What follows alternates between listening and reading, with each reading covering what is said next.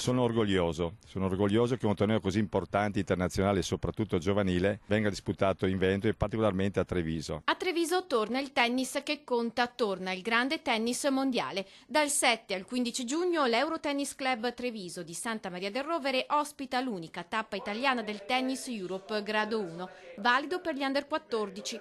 Oltre 250 atleti, 150 dall'estero, campioni russi e statunitensi. Negli anni *80 il Treviso era il centro un po' del Veneto, poi aveva perso molto ed era un po' in difficoltà. Adesso con questo torneo veramente stiamo andando a livelli altissimi, addirittura a livelli internazionali. Creata a Roma nel 1975, si tratta della più importante organizzazione di tennis europeo del circuito giovanile. Dal 1990 i tornei si svolgono in tutta Europa ed è diventato un vero trampolino di lancio per le giovani racchette. Dopo tanti anni Treviso ritornerà alla ribalta con questo torneo internazionale giovanile, un torneo che fa parte del circuito Tennis Europe, è un grado 1, quindi un torneo di grande valenza tecnica. Treviso torna protagonista della racchetta con il torneo che ha scoperto Nadal e Sharapova.